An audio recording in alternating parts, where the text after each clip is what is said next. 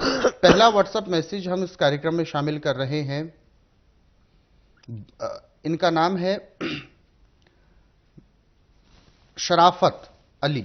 शराफत अली है। इन्होंने बताया है इनकी बेटी है 20 साल की, लिकोरिया से संबंधित बीमारी से ग्रस्त है।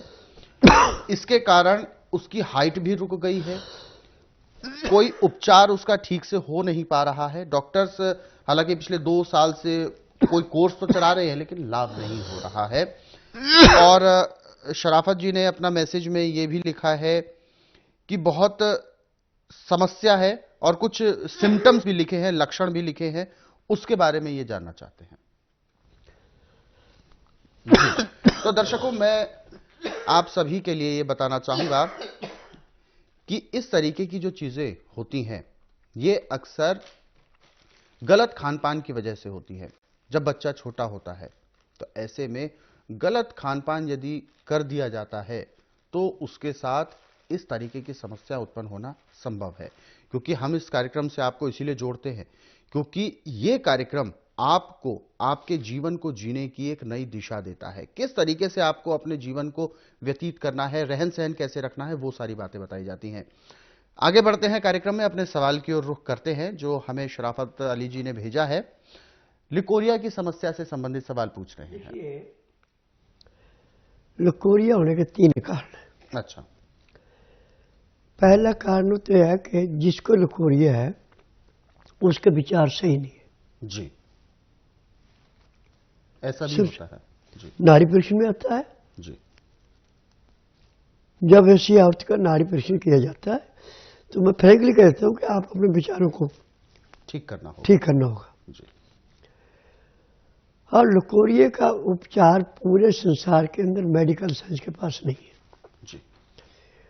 आपके घर में है। जी। जिसको भयंकर लिकोरिया है उसको चाहिए 1 चम्मच हल्दी, 1 चम्मच मेथे, 1 चम्मच अजवाइन, 3 चम्मच इकट्ठे लेके आधा किलो दूध में इसको धीमी आंच पे इतना उबालना कि 200 ग्राम दूध बचे। जी। सुबह शाम इसको पीने से 8 दिन में लिकोरिया समाप्त हो जाता है। परंतु इतना खर्चा ना कर सके तो शीशम जो पेड़ है इसके 21 पत्ते लें, उनको अच्छी तरह धो लें, 11 दाने काली मिर्च लें, सिलबट्टे पे इनको पीस के चटनी बना लें। जी। अब 1 गिलास पानी में इसको घोल करके गुनगुने पानी में छान लें। जी।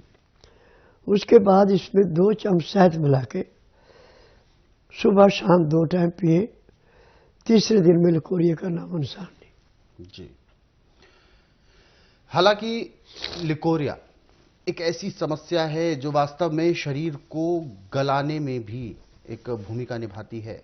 और ये जो बताया जा रहा है कि शरीर को गलाने का सीधा सीधा अर्थ है कि शरीर को खोखला कर देती है। अंदर से शरीर की जो प्रतिरोधक क्षमता होती है उसको भी कमजोर करती है, शरीर के अंदर की ऊर्जा को भी समाप्त करती है और शरीर में जो एक ग्रोथ होना चाहिए वो ग्रोथ को भी रोकती है। जैसा कि आपने सवाल में भी आपने लिखा था कि बच्चे की हाइट रुक सी गई है, जो एक सामान्य बच्चे की हाइट होनी चाहिए उस उम्र के 20 वर्ष की उम्र में वो नहीं है।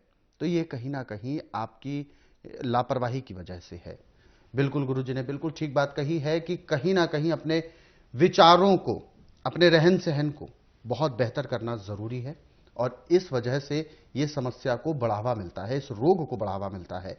तो इस रोग को यदि शुरुआती दौर का है तो ठीक किया जा सकता है घरेलू उपचारों के माध्यम से, जो कि अभी गुरुजी ने बताया है। लेकिन जब रोग काफी वर्षों का पुराना रोग है, ऐसे पुराने और जटिल रोग को ठीक करने के लिए स्वस्थ विचार आश्रम से आपको औषधि उपचार ही कराना होगा।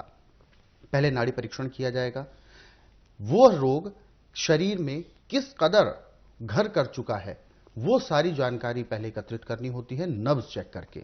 उसके बाद ही उसका उपचार दिया जाता है, उतनी ही सघनता से उसका उपचार किया जाता है।